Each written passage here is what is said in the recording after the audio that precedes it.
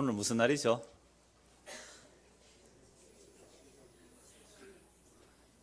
(2017년 1월 1일입니다) 그죠? 그래서 사람들마다 새해 복 많이 받으세요 라고 인사를 합니다. 그런데 성경은요, 전도서에 이렇게 말합니다. 해 아래 새 것이 없다 그래요. 해 아래 새 것이 없는데 왜 사람들은 자꾸 오늘 새해라 그래요? 어제 떴던 태양이 오늘 또 뜨는 거죠. 어제 태양 오늘 태양 다른 건 아니잖아요. 똑같은 거잖아요. 어제 뜬 해가 오늘 또 뜨잖아요. 좀 더 엄밀히 말하면 지구가 자전하니까 태양이 비춰지는 거죠. 그 태양은요, 하늘에서 천지를 창조하실 때부터 그대로 있던 태양입니다. 새 것은 없어요. 근데 왜 사람들은 자꾸만 새 것을 찾고 새로운 날이다, 막년에도 하고 신년에도 하고 교회는 송구의 영신 예배도 하고 왜 그럴까요? 사는 게 지루해서 그래요. 사는 게 지루해서. 그럼 날마다 새로운 일이 퐁퐁 사이다 트듯이 막 터지면 뭐 날과 달과 절기가 의미 없어요. 날마다 새로운데 너무 지루하잖아요. 1년 365일 똑같이 다람쥐 쳇바퀴 돌듯이 도니까 오늘은 설날이라 하자. 한번 즐겨보자. 그래서 날과 달과 절기, 우리나라 세시풍속도 그런 겁니다. 노동을 하면서 날마다 농사 짓는 그게 다람쥐 쳇바퀴 돌듯이 도니까 세시풍속 24절기 정해가지고 좀 쉬어가면서 먹고 마시면 또 이 세시풍속은 다 달력과 연결되어 있는데 농사와 연결되거든요. 그래서 이때는 뭐 씨앗을 준비하고 파종을 하고 감자삭을 내고 뭐 감자 이렇게 씨를 내고 하는 이런 일들을 하는 것은요, 세시풍속을 만드는 이유는 삶의 활동력, 삶의 리듬감을 주기 위해서 그렇게 세시풍속을 만들어서 즐기는 거잖아요. 근데 성경에서는요, 아예 해 아래 새 것이 없다. 해 아래 새 것이 없다는 거죠. 그래서 유일하게 새로운 것이라는 것은 성경에서 딱 한마디 말씀해요. 누구든지 그리스도 예수 안에 있으면 새로운 피조물이라. 이전 것은 지나갔으니 보라 새 것이 되었도다. 이렇게 그리스도 예수 안에서 새로운 피조물이 된 사람은 옛 하늘과 옛 땅을 보면 다 지루해요. 설도 지루하고요. 무슨 절기도 다 지루해요. 오직 새 하늘과 새 땅을 바라보게 됩니다. 해 아래 새 것이 없는 것을 알기 때문에 우리가 이 세상에 일어나는 옛날에 있었던 일이 다 새로 있다. 옛날에 있었던 걸 반복해요. 여러분 유행이라는 것도 그렇잖아요. 제 양복이 좀 타이트합니까? 요새 옛날에 입던 양복을 한 10년 전에 입던 양복을 입었는데 그거 우장바위 같아요. 그때 어떻게 그거 입고 다녔는지 모르겠어요. 품이 이만해요. 그래서 배가 아까워서 줄여보려고 저 양복점에 가서 물어봤더니 수선집에 그냥 하나 기성복 사 입었어요 이러더라고. 그거 뜯어서 수리하는 비용이 더 비싸대요. 사는 것보다. 그때는 왜 품이 이렇게 큰지 몰라요. 바지도 이렇게 커. 제가 입어보니까 이거 제 옷 아닌 것 같아요. 그런데 한 10년 전에는 그게 멋있다고 입고 다녔거든요. 그러니까 치마 길이가 짧았다가 길었다가 바지 품이 뭐 길었다가 짧았다가 그게 돌고 도는 거예요. 해 아래 새 것이 없잖아요. 그래서 유일하게 새 것이라는 것은 예수 그리스도 안에 있어야 새로운 피조물이고, 새로운 피조물은 무엇을 바라본다고요? 새 하늘과 새 땅을 바라보기 때문에 옛 하늘과 옛 땅, 옛 체제가 전복이 일어나요. 뒤집어진단 말이에요. 그래서 예수님도 새로운 피조물을 만들어내시기 위해서 성전에 들어서 뭐 하셨습니까? 성전을 뒤집어 엎어버렸잖아요. 왜요? 새로운 성전 시대가 왔단 말이에요. 옛 시대가 아니라. 그래서 예수님이 새 언약을 이루기 위해서 이 땅에 오셔서 하신 일은 안식일이고 뭐 성전이고 하고 간에 다 뒤집어 엎는 거예요 지금. 그 안식일과 성전이라는 것들이 다 그림자예요. 날과 달과 절기가 다 그림자예요. 예수 그리스도를 가리키는 손가락 역할이고 그림자 역할이기 때문에 이제 새 언약의 완성이고 실체이신 예수 그리스도가 오셔서 새롭게 뒤집어 엎는 거예요. 그게 이제 우리가 마태복음 21장 1절에서 17절까지의 결론을 가지고 오늘 말씀을 봐야 됩니다. 그래서 오늘 본문의 말씀은 마태복음 21장 1절에서 17절까지의 결론으로 이제 주어지는 내용이에요. 그림 문제에 대한 내용인데, 예수님께서 예루살렘에 나귀 새끼를 타고 가셨습니다. 왜 나귀 새끼를 타고 가셔야 되죠? 스가랴 성경의 예언입니다. 그 말씀을 이루기 위해서 왔기 때문에 말 타고 가지 않았어요. 나귀 새끼, 겸손하여 나귀 새끼를 타고 들어가셨어요. 그러니까 사람들은 성경 알아요. 스가랴서 말씀을 알아요. 그래서 예수님이 기적도 행하였고 표적도 여러 가지 기적을 행했으니까 나귀 새끼 오니까 메시아 맞구나 하고 사람들은 호산나를 불렀습니다. 호산나, 우리를 구원하여 주십시오. 다윗의 자손이요. 다윗의 자손이 메시아로 온다고 자기들 너무 성경을 통해 잘 알고 있거든요. 그래서 자기 겉옷을 벗어 막 깔고 호산나 다윗의 자손이여 종려나무 가지를 들고 예루살렘 성으로 들어가세요. 근데 예루살렘 성으로 들어가서 하신 일이 뭐예요? 성전에서 장사하는 사람들을 쫓아내고 성전에 장사하는 사람 상을 뒤집어 엎어버리고 짐승들 막 내쫓아버렸단 말이에요. 그러면서 하신 말씀이 내 집은 만민이 기도하는 집이라 하였거늘 너희는 강도의 소굴로 만들어놨다. 성전이 도둑놈의 소굴이 되어 있단 말이죠. 그래서 완전 뒤집어 엎어버렸습니다. 그렇다면 그 성전을 통하여 먹고 사는 사람이 약 20만 명에서 30만 명 된대요. 제사장과 레위지파 그 계열들이. 그 예수를 어떻게 하겠어요? 아니 밥줄을 끊어놓는 거 아니에요. 자기 밥줄을 끊어놓는 그 예수를 가만히 두겠어요? 그래서 예수를 죽이려고 모의를 합니다. 그래서 예수님께서 예루살렘 성전에서 장사하는 사람 다 내쫓아버리고 또 막 아이들이 호산나 다윗의 자손이여 막 화음을 지르니까 그리고 이제 그 다음 날은 또 무화과 나무 하나 마르는 사건 지난주 보았고요. 그러니까 오늘 보면 23절을 보십시오. 예수께서 성전에 들어가 가르치실새 대제사장들과 백성의 장로들이 나와 이르되 네가 무슨 권위로 이런 일을 하느냐 또한 누가 이 권위를 주었느냐 그러니까 무슨 권위로 이런 일을 하고 누가 이 권위를 주었느냐. 지금 예수님 무슨 일을 하셨어요? 성전에 장사람 다 내쫓아버리잖아요. 네가 도대체 대제사장들이 그 성전에 장사하는 사람들 필요하거든요. 환전도 해야 되고 짐승도 사서 제물로 드릴 때에 이건 율법에 다 허락한 거예요. 그들이 그냥 장사한 거 아닙니다. 우리처럼 막 시장 도떼기 장사처럼 그렇게 장사한 거 아니에요. 율법을 따라 엄격하게 환전해주는 사람 필요하고 또 멀리서 오는 사람들은 돈을 가져와서 짐승을 사야 되기 때문에 그 일을 다 필요로 해서 하는 거예요. 율법을 따라 하고 있습니다. 근데 이것 자체를 예수께서 뒤집어 엎어버린 거예요. 그리고 오늘 말씀해 보시면 예수께서 또 말씀을 가르치시잖아요. 성전은 여러 뜰들이 있어요. 뭐 솔로몬 행각도 있고 이런저런 이제 행각들이 있는데 그곳에서 백성들을 가르치니까 도대체 네가 무슨 권위로 이런 일을 하고 또 누가 이 권위를 주느냐라고 말하는 겁니다. 이런 유대 사회나 우리나라나 동양입니다. 그러니까 굉장히 체면 문화가 강해요. 그래서 유대 사회에서 권위는 아주 중요합니다. 유대 사회에서 종교적인 것만이 아니라 민사에 관한 것도 산헤드린 공회에서 다룹니다.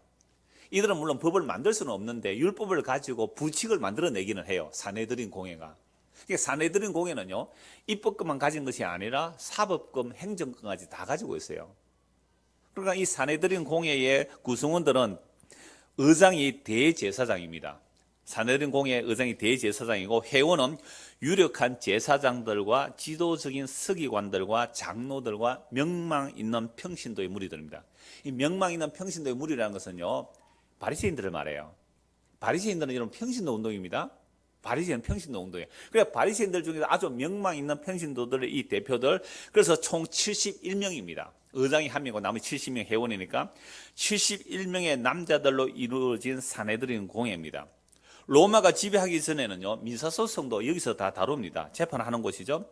근데 로마가 사형권을 허락하지 않았기 때문에 사형권은 로마에게 허락을 받아야 되지만 나머지는 거의 자치권을 줘요. 그러니까 종교적인 것은 말할 것도 없고 일반 민사적인 것도 작은 것들은 산헤드린 공회에서 해결할 수가 있는 겁니다. 그래서 이 산헤드린 공회는 권위를 가지고 있어요. 그 권위를 가지고 백성들의 질서를 유지하는 권한을 가진 게 산헤드린 공회입니다. 산헤드린 공회에서 뭐 율법을 가르치는 사람, 뭐 서기관 이런 사람들은 다 질서가 이미 기존에 질서가 잡혀 있습니다. 성전 제사 잘 드리고 있습니다. 그런데 예수님은요, 그 엄격하게 질서 잡혀서 돌아가는 예루살렘의 질서의 근간을 뒤집어 엎어버린 거예요.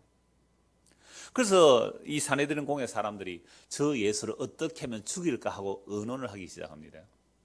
여러분, 권위 문제가 나와서 우리나라 현실도 좀 볼 수 있는데요. 그럼 대한민국 최고의 권위는 어디에 있습니까?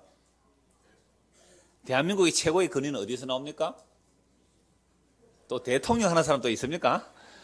대한민국은요, 이 성경이 아니라 대한민국의 권위는 어디서 나와요? 국민에게서 나옵니다. 모든 것에는 국민으로부터 나오는 거예요. 그래서 국민들이 일하라고 뽑아놓은 사람들이 이제 권위를 주죠. 국민들이 권위를 위임시키는 겁니다. 질서를 잡으라고. 그런데 이렇게 질서를 잡으라고 권위를 주어놨더니 위임한 거죠. 국민들이 위임을 한 겁니다. 권위를. 근데 마치 자기들의 권위는 하늘에서 내려온 것처럼 생각해요. 하늘로부터 온 것으로 생각한단 말이죠. 그러니까 뭐 총칼로 권력을 잡던, 우리나라 역사가 그렇지 않아요? 총칼로 권력을 잡은 역사가 있죠. 돈으로 권력을 잡던, 언론 플레이로 권력을 잡던, 권력을 딱 가지게 되면 권력 가진 자기들이 국가인 줄 착각해요. 이런 국가라는 말은 없어요. 국가는 없어요. 사람이 있는 것이죠. 국가는 추상명사입니다. 그러니까 이 자기들이 국가라 그래요. 그래서 입만 열면 그들이 뭐라고 말해요? 국가를 위하여, 국가를 위하여.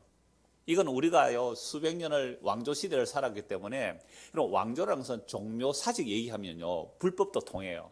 종묘 사직을 지켜야 됩니다. 종묘는 뭐예요? 왕들의 조상이에요. 사직은요 토지의 신이거든요. 그러니까 왕실과 국가예요. 그러니까 종묘 사직 그러면요 어떤 불법도 통했던 것이 조선 600년 시대 왕조 시대예요. 종묘 사직 그러면요 아무도 그 권위에 대항을 못합니다. 그런데도 사실은 권력 안에 있는 사람들은 또 뭐해요? 반역도 일으키고 역성혁명도 일으키고 하지요.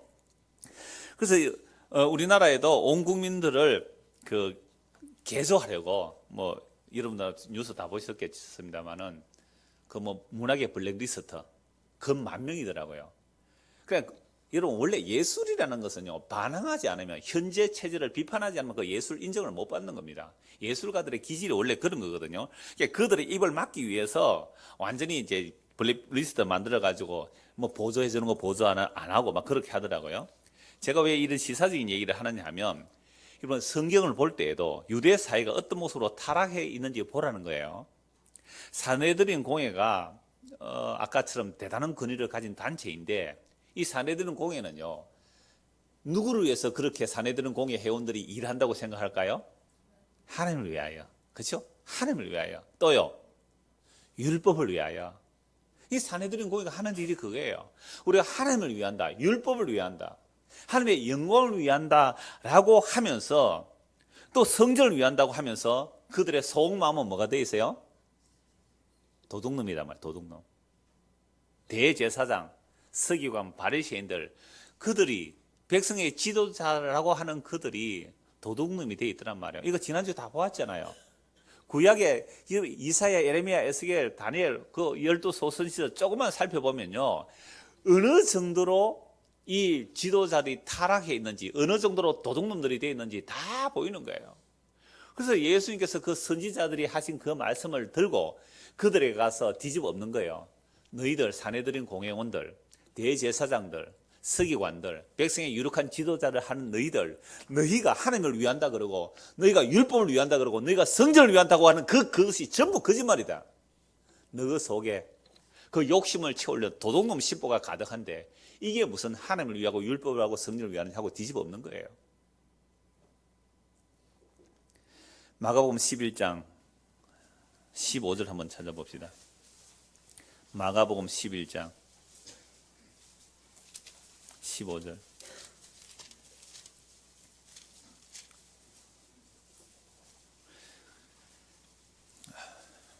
그들이 예루살렘에 들어가니라. 예수께서 성전에 들어가사 성전 안에서 매매하는 자들을 내쫓으시며 돈 바꾸는 자들의 상과 비둘기 파는 자들의 의자를 둘러 엎으시며 아무나 물건을 가지고 성전 안으로 지나다니며 허락하지 아니하시고 이에 가르쳐 이르시되 기록된 바 내 집은 만민이 기도하는 집이라 칭함을 받으리라고 하지 아니하였느냐.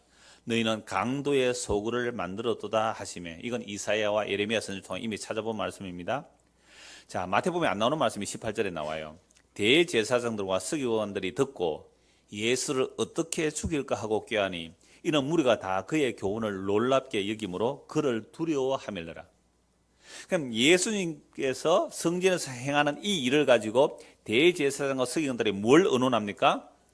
예수를 어떻게 죽일까? 왜? 그들의 심보가 다 들켰거든요. 그들의 마음속에 도둑놈의 소굴이 있는 것을 예수님이 고발을 한 거죠. 근데 그 전에는 자기들끼리 안목하면서 뭐라고 그랬을까요? 우리가 거룩한 일을 한다. 그러면 이 정도 리베이트는 받아도 돼. 이러고 살았던 거예요. 우리가 이렇게 제사장으로 희생하는데 이 정도 대가는 받아도 돼. 이 정도 커미션 받아도 돼. 이러고 살았단 말이에요. 그런데 예수님 오셔서 그들의 있는 속을 다 드러내버린 거죠.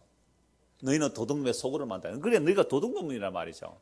그 말을 들었을 때에 이놈 이거 살려두면 안 되겠다. 이놈은 죽여버려야 되겠다.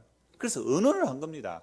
그리고 나서 호시탐탐 예수님께서 무슨 말을 하는지 무슨 행동을 하는지 다 파악하고 조사하면서 질문을 하고 다니는 거예요.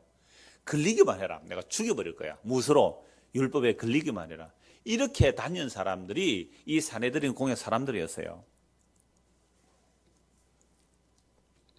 그래서 오늘 다시 23절 본문을 보십시다. 21장 23절.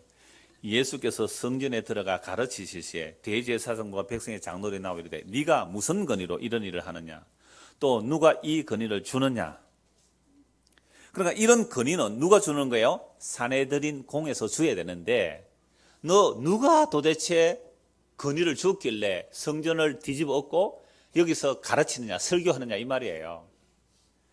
이러면 만약에 오늘 제가 아무 이유도 없이 결석해서 아무에게도 알리지 않고 제가 오늘 여기 안 왔습니다. 예를 들어서 근데 낯선 사람이 와서 설교를 하고 있어요. 그럼 어떻게 해야 되죠? 여러분 어떻게 해야 됩니까? 예? 당신 무슨 권위로 거기서 설교하느냐고 누가 물어야 됩니까? 당회원들이 물어야 돼요. 당회라는 것은 강단에 누가 설지를 결정하는 곳이에요. 당회가. 그러면 당회원이 와서 장로님 나오셔서 당신 어디서 왔어요? 누구 권위로 무슨 권위로 이 설교해요? 라고 물을 거 아니에요. 그래서 제가요 사실은 이상호 목사님이 말씀해가지고 오셨는데 왔는데 그리고 저는 이렇게 목사 자격증도 다 있고 이렇게 라이센스가 다 있습니다라고 보여주면 그 당신 권위가 있네요 하고 허락할 수 있는데 아무것도 없어요. 그런 게 없으면 어떻게 해요? 내려가라 해야 되잖아. 내려가라고. 당신 거기 설 자격이 없다고. 제가 왜 이 말씀을 하냐면요, 제가 청년 때에 강도사가 강단에 올라가서 설교를 하려고 하니까 장로가 막았어요. 왜 장로는 또 저기 따로 앉히더라고요. 그런데 보세요, 장로를. 그러니까 강도사가 설교를 하려니까 장로가 막아요. 그래서 예배 전에 실랑이가 일어났어요. 우리 집사람도 그거 같이 목격했거든요. 같은 청년이었다 이 말입니다. 그러니까 여러분, 원래 여기는 강대산, 이 강단이라 그래요. 설교하는, 강론하는 자리가 이 강단이라고. 원래 밑에 상은요, 성찬상이에요. 그래서 성찬상은 납작하게 돼 있어요. 성찬상 앞에 그래서 최후의 만찬 그 그림을 그려놓고 하는 것이 밑에는 성찬상이거든요. 그런데 언제부터인지 이 강단에는 장로와 목사는 올라오고 밑에는 뭐예요? 집사 또는 여전도회 하면 밑에서 사회하잖아요. 그죠? 그러니까 이 강도사가 좀 성격이 괄괄한 강도사예요. 내가 굳이 실명을 말할 수는 없죠. 그래 강도사가 올라가려고 하니까 장로가 막은 거예요. 장로가 왜 막았어요? 여기는 목사만 올라가는데 왜 강도사가 올라가느냐 이 말이죠. 그러니까 강도사는 뭐라고 말하는지 아세요? 나 강도사 인허 받았습니다. 강도라는 말은 도둑놈이 아니고 강도 말은 도를 강론할 수 있는 자격을 주는 거예요. 그러니까 고신이나 그 총신 같은 게 저는 고신과 합신의 고신과 합동에 이렇게 소속돼 있었기 때문에 고신 합동은 거의 비슷해요. 그러니까 신학대학원 3년을 마치면 그 강도사 고시를 쳐요. 대학원 졸업 시험에 통과해야 되고 그다음에 강도사 고시 상당히 어렵습니다. 막 재수도 하고 그러는데요. 강도사 고시를 치고 나면 이제 총회에서 강도 치고 노회에서 허락을 해요. 당신은 강도사 허락을 합니다. 그러면 강론할 자격이 주어져요. 그러니까 강도사 1년 하고 나면 또 목사 고시를 또 쳐야 됩니다. 이 목사 되면 쉽지 않아요. 네. 목사 후보생 고시라는 게 있어요. 목사 되기 전에 대학 졸업한 사람이 신학대원을 가려면 목사 후보생 고시를 쳐야 돼요. 그래서 노회에서 목사 후보생 고시 합격하면 노회에서 면접해서 신학대학원 입학 추천서를 써줍니다. 노회에서. 그러니까 노회에서 추천을 해야지 신학대학원 갈 수 있지. 안 그러면 총 신학대학원 못 가요. 그래서 거기서 3년 마치면 이제 강도사 고시 마치고 목사 고시를 마치고 그럼 목사 이제 자격을 받는데 이 사람은 이제 성급했죠. 전도사 때는 어디서 설교해요? 밑에서. 제가 어릴 때 고신이었거든요. 제가 시골교회에서 장로님은 주일 낮에 설교할 때 여기서 설교하세요. 근데 담임 여전도사님이니까 밑에서 설교하더라고요. 주일 낮 11시 예배는 장로님이 설교해요. 내가 그 장로님 아직도 그 시골에 살아 계시는데 얼마나 힘들었었겠어요. 그러니까 제가 설교 시간에 앉아 있으면 그 땀을 뻘뻘 흘리는 게 보여요. 매주 11시에 장로님이 농사 짓는 장로님이 그 설교하려고 해보세요. 얼마나 힘들었겠어요. 왜 그러세요? 그게 고신이라는 그런 어떤 전통들이, 죽은 전통들이 그렇게 만든 거예요. 그 여자 전도사님은요, 설교 잘 하세요. 그분은. 근데 그분은 밑에서 설교했다니까요. 주일 오후하고 수요일 이럴 때는 이제 전도사님이 하고. 저는요, 여러분들의 여건 신장을 얼마나 신장시킨지 아십니까? 여전도에 옛날에 우리 여전도 헌신 예배 할 때에 여전도 회장님도 어디서 사회 봤어요? 다들 여기서 하잖아요. 저는 집사님 올라와서 여기서 하세요. 다른 게 목사님이 의아했을 거예요. 아, 여전도 회장님이 여기서 딱 사회했다고요. 목사님 옆에 앉아 있는데. 그때부터 막 기분 안 좋았을 거예요, 목사님들이. 이런 것을 뭐로 여기고 있어요? 권위로 여기고 있어요. 예수님께서 이런 권위 부리셨어요? 진짜 권위는요, 섬기는 거예요. 정말 기독교 안에 권위라는 것은 말씀으로 섬기고 말씀으로 죽어지고 낮아지는 그것을 권위로 하는 것이지 군림하고 폼 잡는 것을 권위를 안 그래요. 근데 물론 강단에 설 때에 두리고 떨리면 참 좋은 내용, 좋은 모습입니다. 그 한일처시라고 전에 한두 번 말씀드렸는데 저 강원도에서 목회를 하는데 처음 여전대를 조직했대요. 여전대를 조직해가지고 헌신 예배를 한번 하니까 그 여전대 회장님이 사회를 보라니까 이렇게 사회를 보더래. 이렇게. 왜요? 그 위에 방석 위에 올라가는 것이 두렵고 떨려서. 사실 목사도 오래 하다 보면 이 올라가는 게 막 여사로 올라오시는 것은 맞아요. 그런데 제가 항상 오면 이제 뒤에 잠시 앉아서 이제 기도하는데 두렵고 떨림이 있어야 돼요. 늘. 그러니까 말씀을 대언한다는 그런 자리이기 때문에 그렇습니다. 그러니까 뭐 자리를 제가 이런 말씀 드리는 이유는 우리가 그동안 어떤 권위에 눌려 있었어요? 엉터리 같은 그런 권위. 위에 서고 아래 서고 이런 유교적 문화 속에 꽉 물들어 있는 거죠. 그런 권위가 전혀 아니라는 말씀을 드리기 위해서 제가 이런 예를 드린 겁니다. 자, 그래서 예수님께서 이들이 와서 질문하죠. 야, 너 무슨 권위로 그렇게 성전을 뒤집었고 무슨 권위로 설교하고 가르치느냐라고 했을 때 예수님께서 대질문하시죠. 이 랍비들의 방식인데요. 질문하면 다시 대질문을 하는 겁니다. 24절. 예수께서 대답하시되 나도 한 말을 너에게 물으리니 너희가 대답하면 나도 무슨 권위로 이런 일을 하는지 이르리라. 그러니까 너희가 나에게 질문했는데 그럼 나도 하나 묻겠다. 내가 묻는 질문에 대답을 하면 내가 무슨 권위로 이런 일을 하는지 일러주겠다라고 말씀하시면서 하신 말씀이 25절, 27절입니다. 요한의 세례가 어디로부터 왔느냐? 하늘로부터냐? 사람으로부터냐? 이들은 갑자기 당황해졌어요. 예상치 못한 질문을 받았잖아요. 요한의 세례, 그 세례 요한이 세례를 베푼 것이 하늘로부터냐? 사람으로부터 왔느냐? 하늘로부터라 그러면 예수님이 뭐라고 하실 거예요? 왜 세례 요한의 증거를 안 받느냐? 세례 요한이 뭘 증거했어요? 예수 믿으라고 증거했잖아요. 회개하라 천국이 가까이 왔다. 그 천국은 바로 예수님이다. 이렇게 세례 요한이 증거했기 때문에 만약에 하늘로부터라 그러면 왜 예수를 안 믿느냐 이렇게 말할 것이고 사람으로부터 왔다면 모든 백성들이 세례 요한을 무엇으로 압니까? 선지자로 아는데 그러니까 세례 요한을 선지자로 아는데 이 세례 요한을 사람으로부터 왔다라고 하면 백성들이 돌을 들어서 그들을 칠 수 있거든요. 진퇴양난이죠. 그래서 급히 자기들에게 의논합니다. 25절에 요한의 새가 어디로부터냐 하늘로부터냐 사람부터 왔느냐 그들이 서로 의논하여 이르되 만일 하늘로부터라 하면 어찌하여 그를 믿지 아니하였느냐 할 것이요 만일 사람으로부터라 하면 모든 사람이 요한을 선지자로 여기니 백성이 무섭다 하여 예수께 대답이 이르되 우리가 알지 못하리라 하니 예수께서 나도 무슨 권위로 이런 일을 하는지 너에게 이르지 아니하리라. 이들이 질문을 얻을 예수님 다 아시잖아요. 그래서 이 대답 안에는 예수님이 답을 하셨어요. 사실은 세례 요한은 모든 백성들이 다 선지자로 알고 있단 말이에요. 그럼 세례 요한이 외친 그 외침을 백성들이 알고 있고 그러면 세례 요한이 증거를 믿는다면 누구를 믿어야 되는 거죠? 예수님을 믿어야 되는 겁니다. 그런데 이들이 예수님을 믿지 않았다는 말은 세례 요한의 증거도 받아들이지 않았다 이 말이죠. 여러분 세례 요한은 구약의 마지막 선지자입니다. 그래서 말라기에서 엘리야가 오리라. 그리스도가 오기 전에 엘리야가 오리라. 그래서 세례 요한을 보고 예수님 뭐라고 말씀하셨어요? 엘리야가 온다. 엘리야라고 하셨잖아요. 그럼 엘리야의 역할이 뭐였어요? 아버지의 마음을 자녀에게로, 자녀의 마음을 아버지에게로 돌이키는 역할이에요. 그래서 세례 요한이 그 성령으로 인하여 엘리야에게 임한 그 성령이 세례요한에 임한 거예요. 그래서 회개하라, 천국이 가까이 왔다, 그렇게 외친 거예요. 도끼가 나무 뿌리에 놓였다. 회개하지 않으면 찍혀 불에 던져지리라. 그래서 사람들이 다 세례요한에 와서 당신이 선지자입니까? 당신이 오실 그리스도입니까? 막 질문했단 말이에요. 그때 세례요한이 뭐라고 말했어요? 나는 아니요.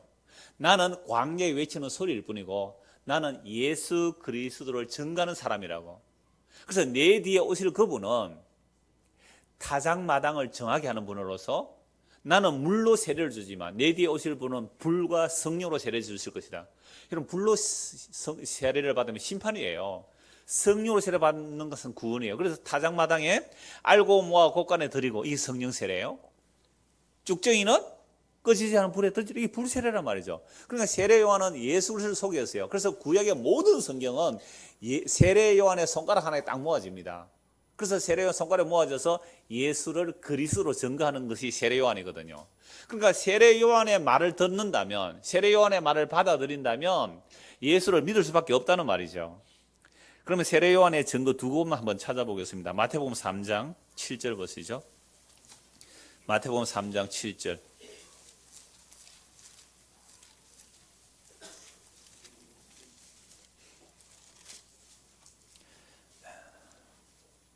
7절에서 12절 제가 읽어드리겠습니다.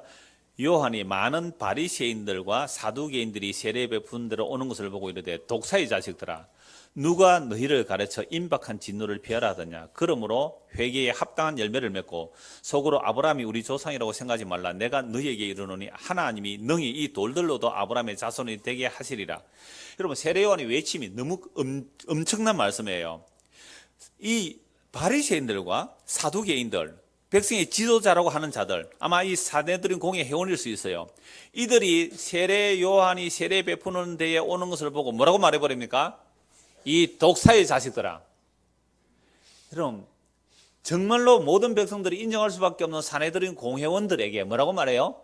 독사의 자식들아. 그러면 오늘날 우리가 합동적 교회니까, 교단이니까 합동적 총회 임원들 보고 뭐라 그래 버려요? 이 독사의 자식들을.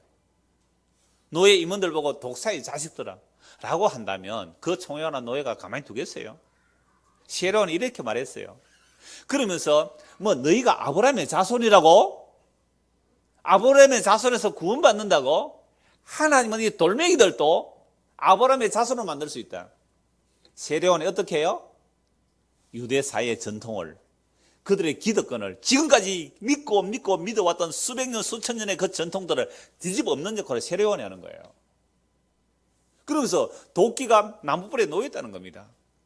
10절, 이미 도끼가 나무뿌리에 놓였으니 좋은 열매를 맺지 아니하는 나무마다 찍혀 불에 던져지리라.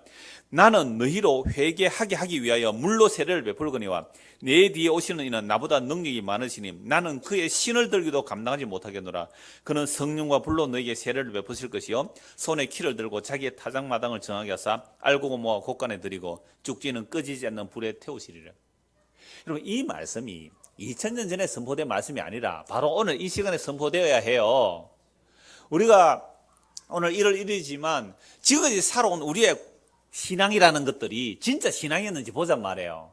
종교로 화석화된 그 전통에 붙들려서 나 이 정도면 구원받았겠지, 나 이 정도면 복음도 들었겠다, 나 이 정도면 천국 가겠지, 나는 다른 사람들은 종교생활을 해도 나는 신앙생활을 하고 있어, 나는 복음까지 들었어 라는 것들을 세례 요한에 오면 뭐라고 말하겠어요?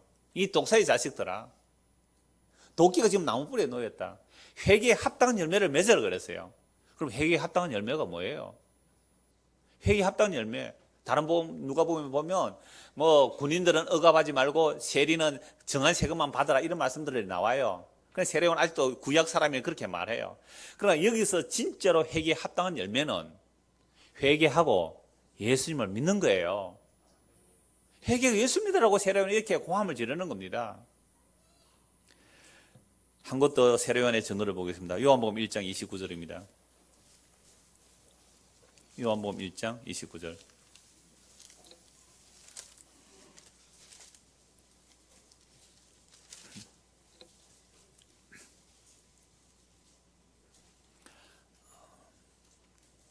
(29절에서 34절입니다) 이튿날 요한이 예수께서 자기에게 나오심을 보고 이르되 보라 세상 죄를 지고 가는 하나님의 어린 양이로다.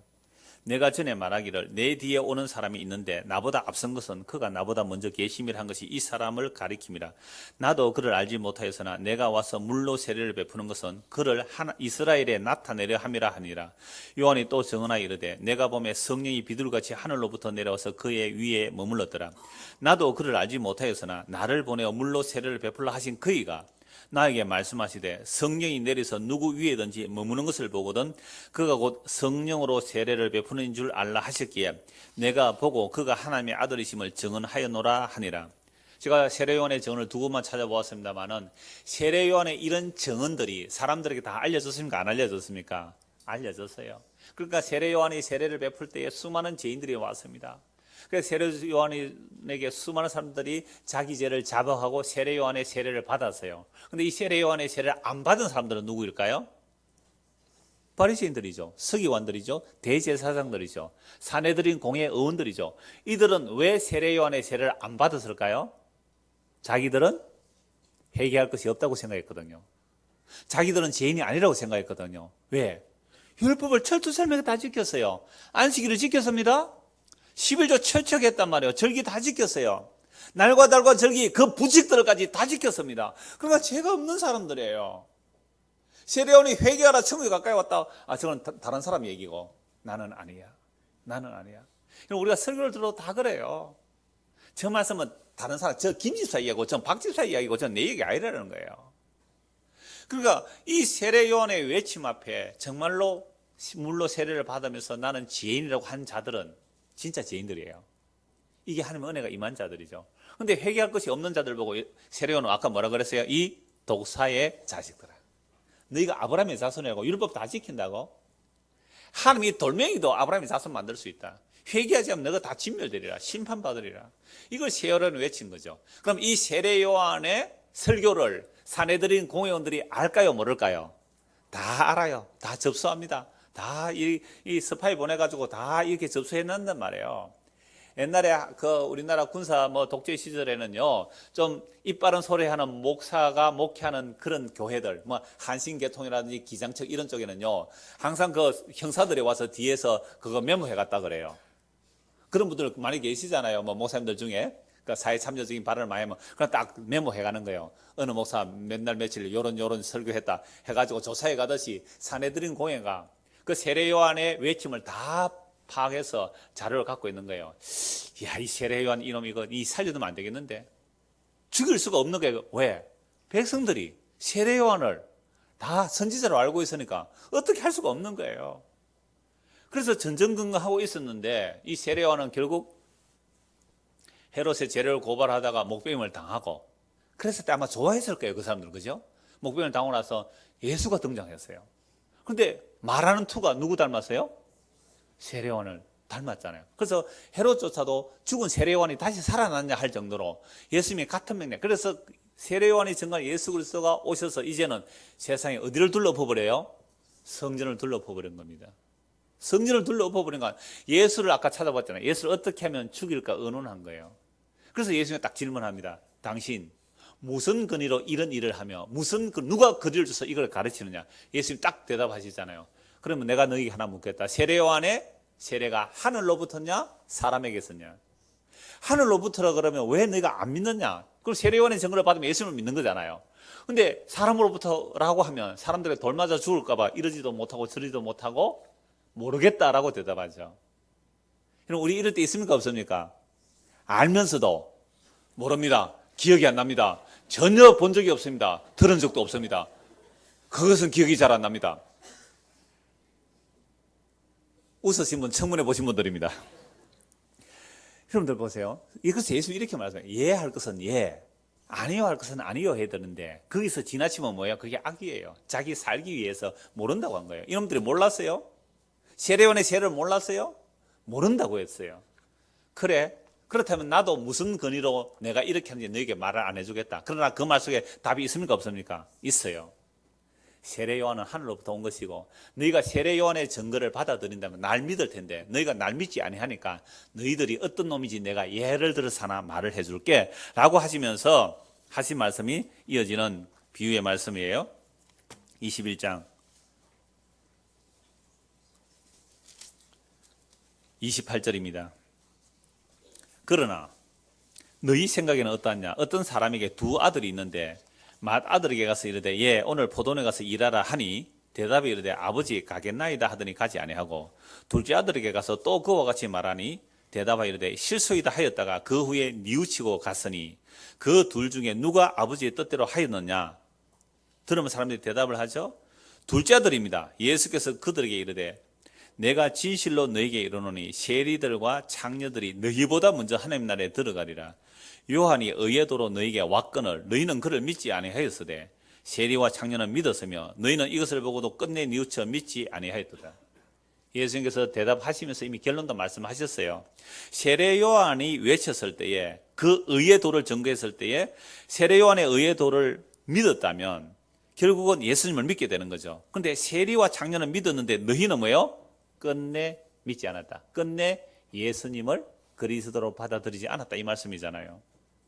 그래서 첫째 아들은 바로 사내들인 공회원들처럼 백성의 지도자들이에요. 대제사장이고 레위인들이고 또는 서기관들이고 바리새인들이고 그중에 지도자들, 장로들, 명망 있는 자들이죠. 이들이 첫째 아들이에요. 자, 포도원에 가서 일해라. 예, 말은 했지만 포도원에 가서 일하지 않았어요. 그런데 세리와 창녀는 어떻게 했어요? 싫어요. 안 가겠어요. 했는데 가다가 어떻게 해요? 뉘우쳐서 포도원에 가서 일했다.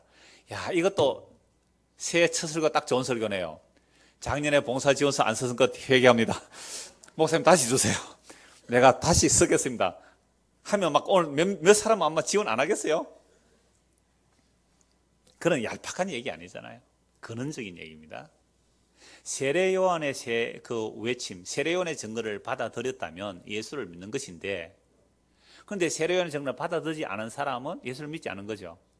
그래서 첫 아들은 예 했지만 결국 불순종했다는 얘기입니다. 그 첫 아들이 누구예요? 율법의 의로는 흠이 없다고 한 자들이죠. 그런데 둘째 아들은 어떤 자들이에요? 창기와 세리는 세례 요한의 외침을 믿은 거예요. 얼마나 놀라운 복음이에요. 여러분, 유대인들은, 율법 지키는 유대인들은 세리와 창기는 천국 못 간다고 생각하거든요. 이방인도 천국 못 간다고 생각해요. 하나님 나라 못 들어간다. 그런데 그들이 너희들보다 먼저 천국에 들어간다. 너희는 못 들어간다 이 말입니다. 세리와 창기가 먼저 들어가고 너희는 나중에 들어온다는 얘기가 아니에요. 너희는 못 들어온다 이 말씀이에요. 그래서 보세요. 끝내 뉘우쳐 믿지 않았다 그랬잖아요. 끝내 뉘우쳐. 세리와 창기는 믿었다 이 말이죠. 여러분, 예수님의 근위는 이 안에서 이미 다 말씀 나왔습니다. 세례 요한이 증거한 대로 내가 그리스도다. 그러면 너희가 나를 믿으면 너희 죄의 사함을 얻고 영원한 생명을 얻지만 너희가 나를 믿지 않으면 너희는 심판받을 거야. 이 말씀을 이미 하셨단 말이에요.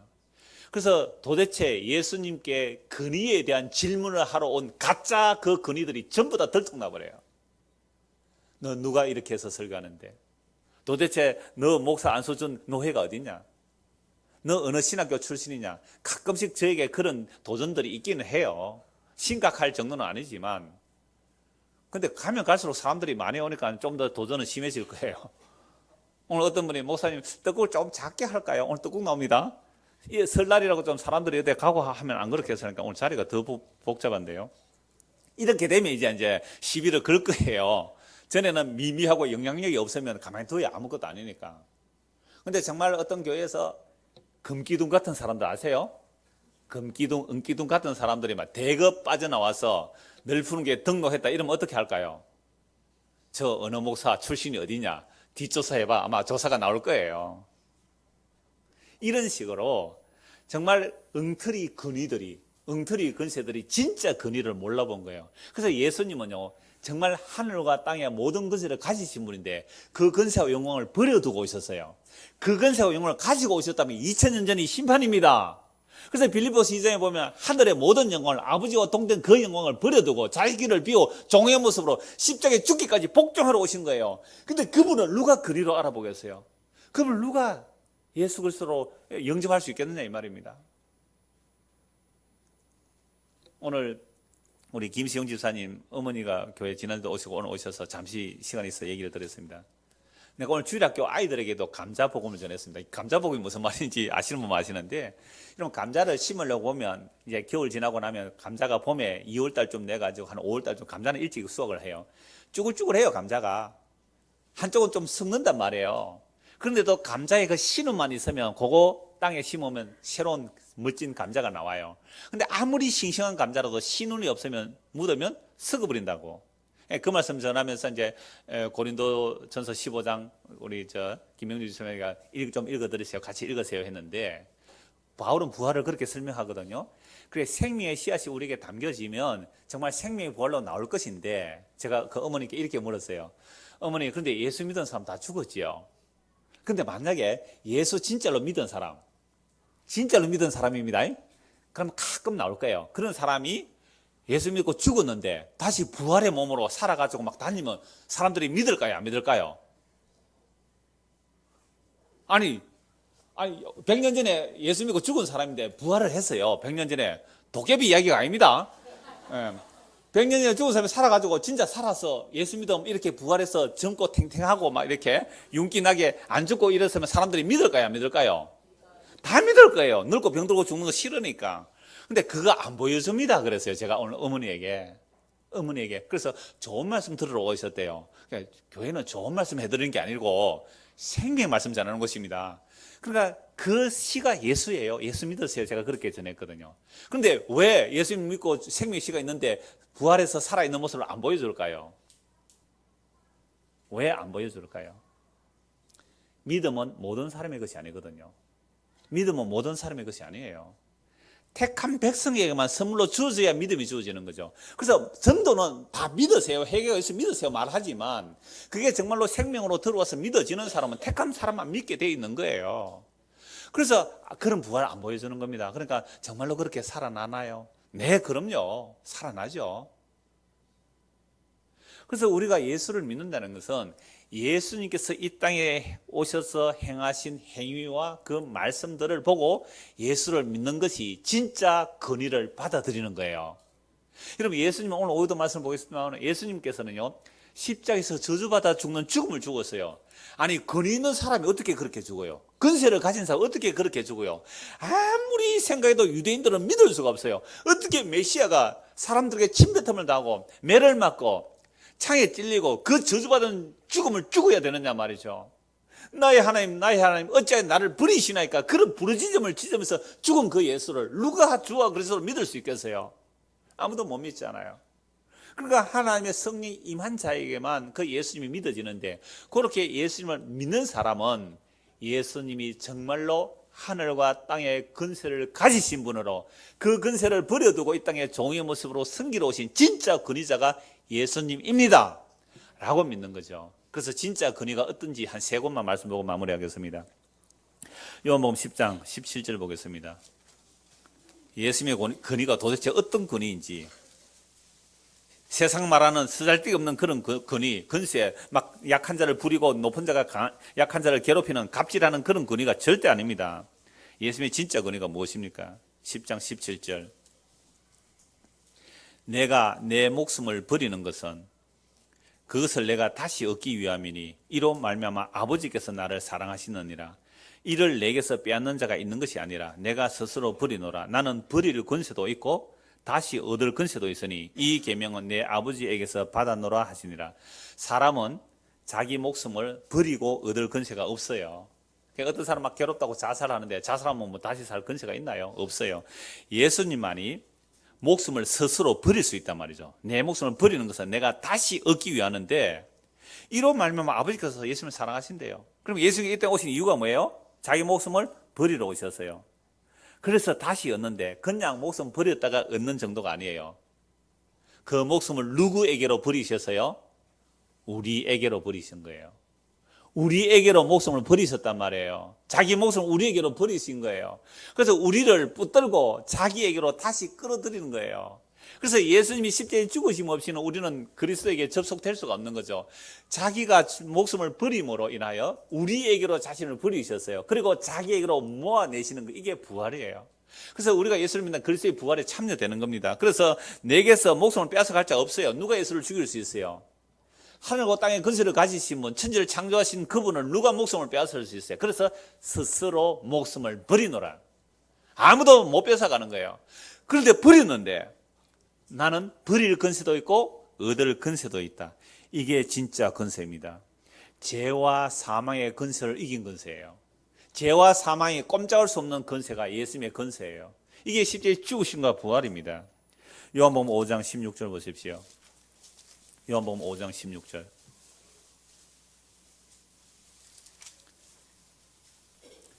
여러분, 쓸데없는 세상의 근세, 그거 근세 아닙니다. 헛개비 같은 근세잖아요. 바람 불면 사라지는 것들이에요. 요한복음 5장 16절.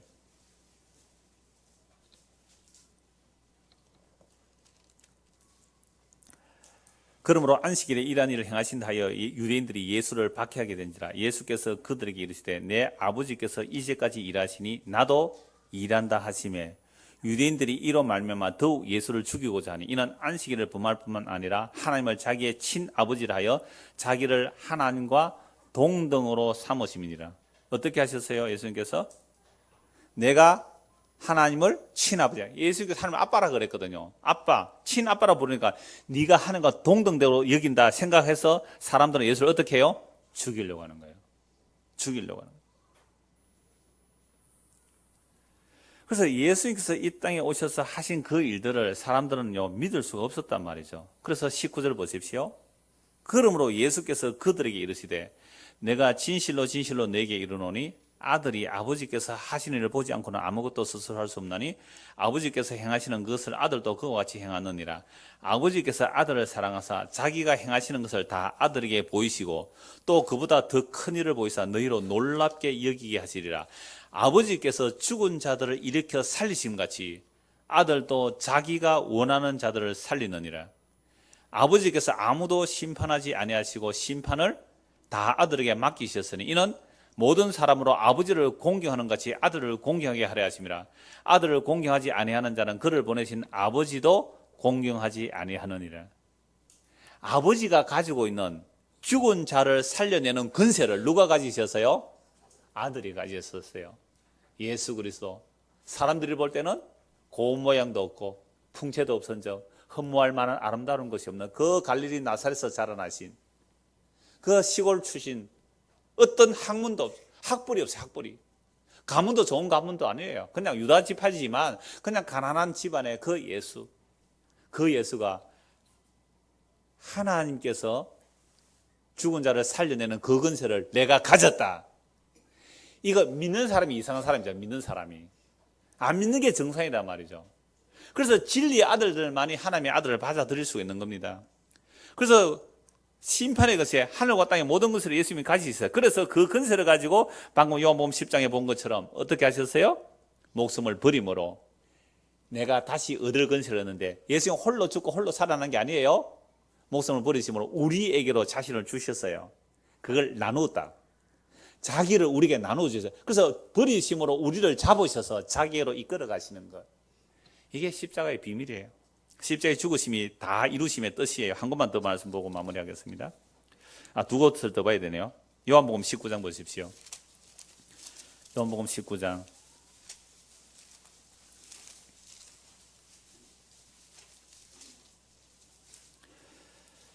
10절입니다. 빌라도가 이르되 내게 말하지 아니하느냐 내가 너를 놓을 권한도 있고 십자가에 못 박을 권한도 있는 줄 알지 못하느냐.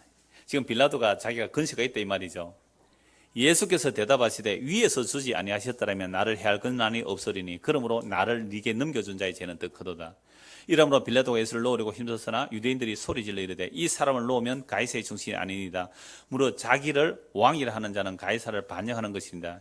빌라도 이 말을 듣고 예수를 끌고 나서 돌을 깐 돌에 있는 재판석에 앉아있더라. 이날은 유월절 준비일이요 때는 제6시라. 빌라도가 유대인들에게 이르되 보라 너희 왕이로다.